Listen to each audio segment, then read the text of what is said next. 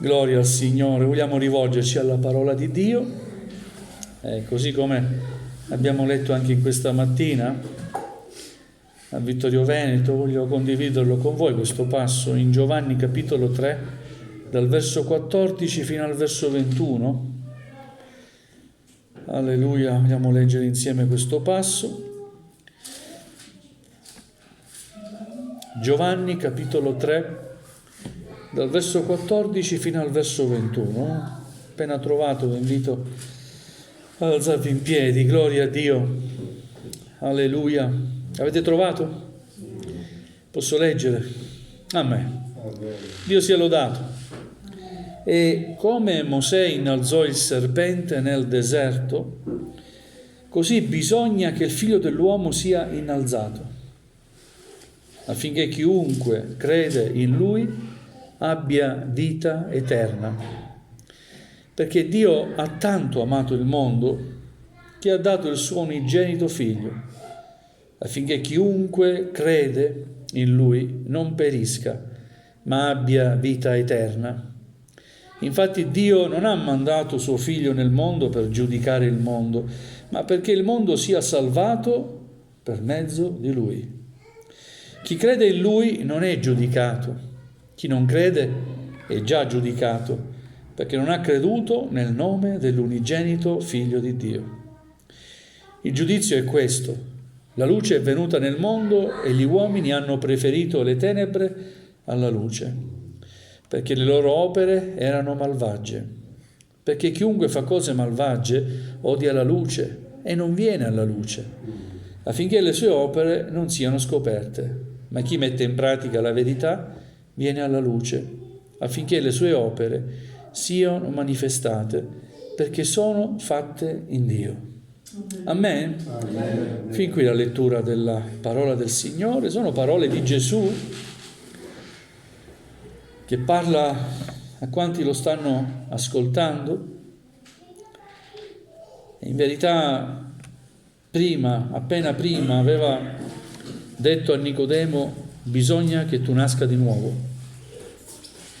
E Nicodemo, meravigliato di questa affermazione da parte di Gesù, pone a Gesù queste domande: ma posso io nascere di nuovo? Sono già nato, no? E Gesù: tu sei maestro di Israele e non sai queste cose. Bisogna nascere di nuovo. La nuova nascita fa parte dell'esperienza cristiana. Tutti dobbiamo nascere di nuovo. La Chiesa deve essere composta da membri nati di nuovo. Cioè persone rigenerate dallo Spirito Santo, persone che hanno capito il passato, l'errore compiuto nel passato prima di conoscere Gesù, e persone che hanno deciso di cambiare e accettano l'aiuto che viene dal Signore per cambiare, il quale ha operato qualcosa che nessuno può operare dentro di noi: cancellare l'effetto del peccato nella nostra vita. È un'opera che solo Dio può fare, e grazie a Dio l'ha fatta Dio nella nostra vita, vero? E se qualcuno non l'ha ancora fatta questa esperienza, possiamo pregare il Signore che anche chi non l'ha fatta possa fare questa esperienza di nascere di nuovo. E poi fa un ragionamento il Signore importante. Dice: e come Mosè innalzò il serpente nel deserto, così bisogna che il Figlio dell'uomo sia innalzato. A cosa si riferisce? Sta parlando, c'era tra gli ascoltatori questo Nicodemo, che era dottore della legge, quindi sapeva la legge. Cita un episodio che riguarda il Vecchio Testamento, riguarda, tra virgolette, l'avventura di Israele nel deserto, no? In quel periodo. E vogliamo leggere anche noi questo episodio. Numeri capitolo 21 dal versetto 4.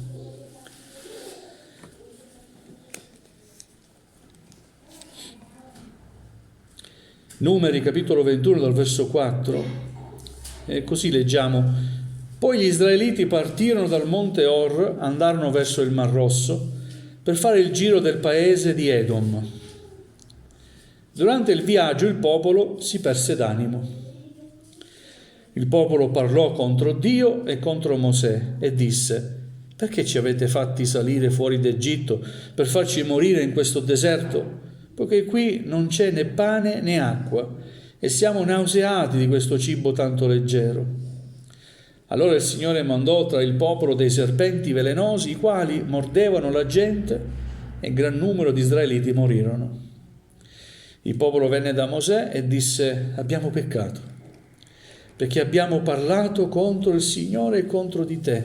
Prega il Signore che allontani da noi questi serpenti. E Mosè pregò per il popolo. Il Signore disse a Mosè: forgiati un serpente velenoso, mettilo sopra un'asta. Chiunque sarà morso, se lo guarderà, resterà in vita. Mosè allora fece un serpente di rame e lo mise sopra un'asta. E avveniva che quando un serpente mordeva qualcuno, se questi guardava il serpente di rame, restava in vita. Amen? Amen. Gloria al Signore. A un certo punto il popolo di Israele si perse d'animo. Può capitare di perderci d'animo. È capitato al popolo di Israele, può capitare anche alla Chiesa, ai credenti, ai singoli credenti. In modo individuale può avvenire un momento di, tra virgolette, crisi, no? Spirituale. Possiamo perderci d'animo. In questo caso, in questo episodio che narra la parola di Dio, dice che il popolo si perse d'animo e se la prese con Dio e con Mosè. Perché ci avete fatto uscire dal paese d'Egitto? Per stare qui nel deserto, senza acqua, senza pane. Mangiamo cibo leggero. Insomma, sembra di capire, avevano nostalgia della schiavitù. Preferivano stare schiavi e noi invece di godere della libertà. È vero che erano nel deserto, ma Dio gli aveva fatto vedere cose grandi e meravigliose, o no? E li aveva liberati con mano potente. Non avevano combattuto, eppure il faraone fu costretto a lasciare andare questo popolo perché non ne poteva proprio più. Quante calamità! A me? Fino a che poi li ha inseguiti, pieno d'ira, fino al Mar Rosso, e hanno visto il mare aprirsi davanti a loro. Ma quante opere potenti viste con i propri occhi, eppure si perde d'animo il popolo e se la prende con Dio e con l'uomo di Dio. E subito interviene il Signore. E stiamo attenti a quando interviene il Signore. Sempre. Cioè interviene sempre. Gloria a Dio. Amen. Interviene per farci del bene e interviene anche per correggerci. Amen. E gloria a Dio, sia nell'uno che nell'altro caso. Amen. Gloria a Dio quando interviene per liberarci, per farci del bene, e gloria a Dio quando interviene anche per correggerci. Amen. Perché spesse volte abbiamo bisogno di correzione. Amen. Era giusto che quel popolo che aveva visto aprirsi il Mar Rosso, se la prendeva con Dio e con Mosè? Non era giusto, fratelli. Si capisce il momento, la difficoltà, il deserto, non piace a nessuno stare nel deserto, ma avevano visto grandi cose. Amen? Amen. Alleluia. Il Signore interviene e manda dei serpenti per morderli, e quelli che sono stati morsi sono periti, sono morti. E nella correzione, ecco che il popolo, abbiamo sbagliato. Va da Mosè, abbiamo sbagliato, abbiamo parlato male contro Dio e contro di te, per favore prega Dio. Amen? Amen. E Mosè cosa fa? Prega il Signore. Alleluia. Mosè prega il Signore, dobbiamo imparare anche da questo. Alleluia. Sembra semplice godere del momento, no? Adesso voi vi pentite, riconoscete che avete sbagliato. Basta, ormai hanno riconosciuto che hanno sbagliato. Mosè ha l'amore di Dio, ama il popolo di Dio e non dice niente. L'importante è che la lezione sia stata capita. Padre, che devo fare? Dio mio, Dio dà la soluzione. Perché vedete, quando Dio interviene, corregge, dà sempre uno spiraglio di salvezza, non annienta mai, non distrugge mai, non annienta. Il Signore interviene solo per correggere, perché ci ama. E ci dà sempre una possibilità. Non troverai mai una possibilità negli altri, la troverai sempre nel Signore. E Dio dà una possibilità. Mosè, forgiati un serpente con il rame. Lo so che non sei uno scultore, fai il più possibile qualcosa che assomigli a un serpente. Dopo che l'hai fatto, mettilo in un'asta, mettilo in alto, affinché chiunque guardi a quel serpente sia salvato, sia guarito. E così avvenne. Mosè fece tutto il possibile, immagino questa opera, tra virgolette, d'arte, ma un'arte non era, ha fatto quello che poteva, ha innalzato questo serpente di rame, ed è così, chiunque ha visto, guardava questo serpente, era salvato. Questa similitudine la prende Gesù perché lui si è fatto peccatore per i peccatori. Si è fatto peccato, lui non aveva mai commesso peccato. È vero? Puro e immacolato, il figlio di Dio, l'unigenito, che tradotto vuol dire unico nel suo genere, cioè in parole povere non c'è nessun altro come lui, non c'è un altro Gesù, c'è un solo Gesù. Amen. Alleluia, è unico nel suo genere, e Dio ha tanto amato il mondo che ha mandato il suo unico figliuolo, unico nel suo genere. Solo lui poteva fare quello che ha fatto, aveva un compito che poteva adempiere solo lui. E grazie a Dio lo ha adempiuto. Per questo Gesù dice: bisogna, è necessario che il figlio dell'uomo, parlava di se stesso, sia innalzato, proprio come Mosè innalzò quel serpente. Gesù dove è stato innalzato? Sul monte Golgota. E in quella croce ha preso su di sé tutti i peccati dell'umanità. E i peccatori che guardavano a colui che ha preso i nostri peccati potevano essere guariti dal veleno del peccato. E ancora oggi chi guarda a Cristo viene guarito. Alleluia. Ecco, il suo sacrificio è stato un sacrificio necessario.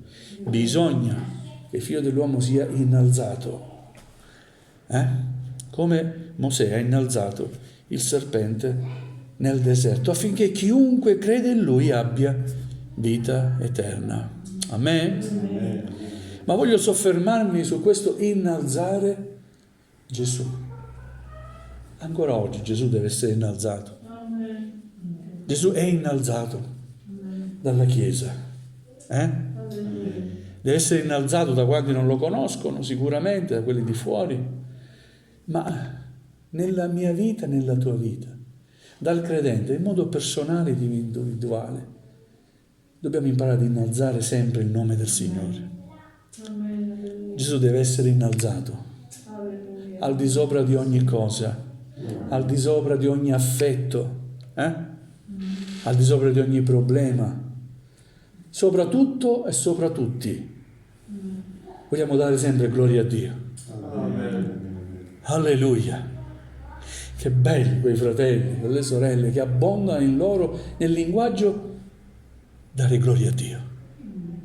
Oh, gloria a Dio. Parlo con gloria a Dio, mi fa piacere. Non ci troviamo bene con chi glorifica il Signore. Alleluia, perché bisogna che il Signore sia innalzato. E se il Signore è innalzato nella tua vita, sappi che gli altri se ne accorgono. Di fronte a un problema, di fronte a una difficoltà, innalza il nome di Dio. Dai gloria a Dio. Come dicevo stamattina anche in chiesa, ma quando torniamo a casa, finisce il culto, torniamo a casa, diciamo gloria a Dio anche in famiglia. Oh, alleluia. Mentre si parla, oh, alleluia. La moglie ti ascolta, che stai dicendo? Riflette, gloria a Dio. Buona cosa è dare gloria a Dio. Il nome del Signore deve essere innalzato, onorato. Così lo scopo della Chiesa, riunirsi insieme e innalzare il nome del Signore. Amen. Non innalziamo gli uomini. Purtroppo viviamo in una società dove si innalzano le persone, le ideologie e così via. Anche nell'ambito della Chiesa a volte si innalzano troppo le persone. Pastori, un grande pastore, la gloria va a Dio. A Dio va tutta la lode e tutta la gloria. Un culto inizia semplicemente lodando il Signore. La loda deve far parte di quello che si fa per dare gloria a Dio. Dio dimora nella lode del suo popolo. Una chiesa che loda il Signore è una chiesa viva. Una chiesa che fa silenzio non onora il Signore. Ma fratelli, gli altri di fuori ci sentono, ma che ascoltino pure. L'importante è non eccedere in determinate cose fuori dall'ordinario, ma finché adoriamo il Signore e diamo gloria a Dio, cosa sentono di male? Stiamo glorificando il nome del Signore. Amen? Alleluia. Così in chiesa ci si incoraggia, è vero? Io quando sento gloria a Dio, presiedo, mi accorgo che la chiesa loda il Signore, ma non so bene che bene sto io dentro, non sapete voi. Mi trovo nel mio habitat naturale, che ne so, nel mio... non lo so come dire, mi sto bene, perché sto con fratelli, con sorelle, che innalzano come me il nome del nostro caro Gesù. Amen. Gloria a Dio. Occorre che il Signore sia innalzato nella tua vita. Non farti prendere dal panico nelle difficoltà, non farti prendere dal panico nelle circostanze avverse, ma innalza sempre il nome di Dio. Quando Israele andava in battaglia c'erano sempre i cantori davanti. È una cosa che mi è rimasta qui dalla scuola domenicale, quando ero bambino, fanciullo. Mi ricordo la sorella con i pupazzetti che si appiccicano nella lavagna, mi ricordo, ci faceva vedere proprio come era composto il seguito. C'erano i cantori, prima si cantava le lodi, avanzava il popolo di Dio cantando le lodi al Signore. Amen. Alleluia. Quelli di dietro erano incoraggiati. Chi doveva combattere è incoraggiato perché prima c'era la lode del Signore.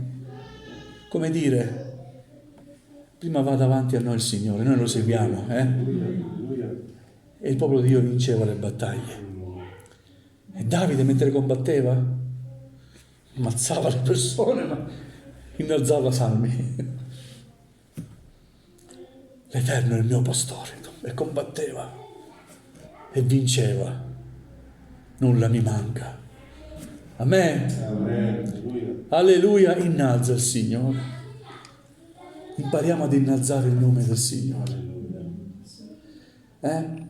Non deve essere la lode al Signore, non deve essere qualcosa da tirare fuori e il pastore deve tirare fuori dalla chiesa. No, io non devo tirare fuori nulla, deve uscire tutto da noi. Credo che dare gloria a Dio sia la cosa più bella. E spesse volte molti sono impediti dal dare liberamente gloria a Dio. Sapete perché? Perché non sono del tutto venuti alla luce. C'è qualche impedimento. Mi dispiace dirlo, però c'è qualche impedimento. Se non riesci a dare gloria a Dio. Semplicemente ad innalzare una semplice preghiera, anche Signore grazie, è una preghiera. Signore, siamo qui per adorarti, gloria al tuo nome. Basta. Anche semplici e brevi parole. C'è qualcosa nella tua vita. Sarà timidezza, quello che vuoi, ma Dio ci ha liberati. O no? Ci ha liberati anche dalla timidezza. Ci ha dato uno spirito di forza e di autocontrollo. Uno spirito di forza che vince ma uno spirito anche che sa vincere noi stessi, ci dà la capacità di vincere noi stessi. Amen. Alleluia. Bisogna che il Figlio dell'uomo sia innalzato. Alleluia. Affinché chiunque creda in Lui, sta parlando di se stesso, del Figlio dell'uomo, abbia vita eterna. E poi il versetto 16 è il versetto che riassume tutta la parola di Dio. Poiché Dio ha tanto amato il mondo, che ha dato, alcune versioni dicono che ha donato, ma il concetto è sempre quello, è vero? Che ha dato il suo unigenito figlio, affinché chiunque crede in Lui non perisca, ma abbia vita eterna. Questo è il versetto che riassume tutta la Bibbia, perché la Bibbia parla di questo, del piano di Dio per la salvezza dell'umanità, che poi si concretizza, e arriviamo nel Nuovo Testamento, nella persona di Gesù Cristo. I Vangeli raccontano la vita, la predicazione, le opere di Cristo Gesù il Signore, e poi, dopo la sua ascesa, torna di nuovo in cielo, risorge, continua la parola di Dio, il Nuovo Testamento continua con gli atti degli Apostoli, con la storia della Chiesa, che continua ciò che Cristo ha iniziato. In semplici parole. Il versetto che riassume tutta la Bibbia. Vuoi raccontare la Bibbia con poche parole? Il Dio ha tanto amato il mondo, che ha donato il suo unigenito figlio. Ma come? Se ha un figlio lo ha generato? Non è stato generato, è unigenito, unico nel suo genere, non ce n'è nessuno come lui. Ha donato il suo unigenito figliuolo, affinché chiunque creda in lui. Quindi bisogna credere in Gesù. Non perisca, ma abbia vita eterna. E questa è la parola di Dio. Questo è il messaggio che abbiamo dall'inizio ricevuto e che da secoli continuiamo ad annunciare. Amen? Amen. Noi parliamo di Cristo, della salvezza in Cristo Gesù. E Gesù specifica: io non sono venuto per giudicare il mondo. Io sono venuto per salvare il mondo. Il mondo è già giudicato. Chi non crede in me, chi non crede in Gesù, è già giudicato, ha un giudizio già, non ha creduto. Chi ha creduto invece non è giudicato, non ha motivo di essere giudicato, perché ha scelto di essere salvato.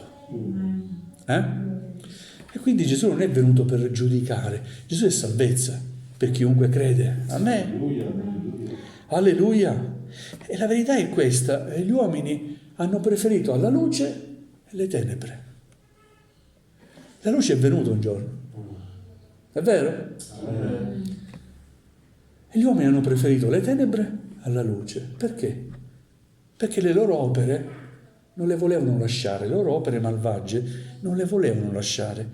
E se vanno alla luce, le opere vengono manifestate e si vede ciò che sono. Invece, rimanendo nascosti, si rimane nelle tenebre. Il peccato continua a schiavizzare e farci rimanere lì nelle tenebre, nell'oscurità. Invece Cristo ci chiama alla luce. Quando vai a Cristo, vai alla verità. Le tue opere sono manifeste. E anche se fossero opere malvagie, gloria a Dio, se le porti a Gesù, trovi il perdono. Alleluia. Amen. Alleluia. Andando alla luce, andando alla verità. Chi mette in pratica la verità viene alla luce. Alleluia. Affinché le sue opere siano manifestate, perché sono fatte in Dio. Amen. Gloria a Dio. Alleluia. Concludendo, vogliamo imparare ad innalzare il Signore sempre, comunque e in qualsiasi momento della vita ci possiamo trovare. Come dicevo stamattina, è facile in certi momenti dare gloria a Dio. Gloria a Dio, alleluia, gloria a Dio. Lavoro tutto bene, famiglia tutto a posto, soldi in banca tranquilla, bella tranquillità economica. Facile dire gloria a Dio, cosa mi manca? Ma lascia un po' che la tempesta possa arrivare anche nella tua vita. Riesci lo stesso a dare gloria a Dio? Io voglio dare gloria a Dio. Amen. Voglio innalzare sempre il nome del Signore, come dicevo anche stamattina. Che belle esperienze. Vedere anche i fratelli anziani andarsene con il Signore fino all'ultimo respiro. Che bella testimonianza per me. Gloria a Dio. Rendono la vita al Signore. Se ne li chiama. Fino all'ultimo glorificando il Signore. Ricordo la mamma di un pastore, una volta eravamo in Sicilia, eravamo in ospedale. Questa sorella anziana nella fede, veramente. Fino all'ultimo parlava in lingua. Noi eravamo lì a letto. Mi ricordo, questa sorella parlava in lingua. Era in comunione. E noi che potevamo fare? Ci guardavamo e facci, preghiamo anche noi, gloria a Dio. Era una festa. Ma quella donna stava per morire. E poi colleghi bene queste cose che tu vivi con quanto ti dice la parola di Dio. C'è un salmo che dice quanto è preziosa la morte dei santi davanti a Dio. È un momento di trapasso, ma stai entrando nella vita eterna. Alleluia. Stai lasciando questa vita mortale e ringrazi il Signore per tutto quello che gli ha fatto per la tua vita. Non lo so se ti viene come un film, non lo so, ma quante esperienze durante gli anni di fede quella donna ha fatto, durante il fascismo, durante una donna di quelle di fede. Alleluia. Gloria a Dio. Alleluia. Bisogna che il Figlio dell'uomo sia innalzato nella tua vita, nella Chiesa, nell'opera sua. Noi innalziamo il nome del Signore. Non abbiamo nessun altro nome che ci è stato dato se non il nome di Gesù. Alleluia. Come dicevo anche stamattina, le chiese, le nostre chiese non sono intitolate a Sant'Antonio, San Marco, San Paolo, San Pietro. La nostra chiesa, qualunque essa sia, è la chiesa di Cristo. Amen. Perché Gesù è il capo della chiesa. Amen. Noi innalziamo il suo nome. Amen. Amen. Vogliamo chinare il nostro capo, gloria a Gesù.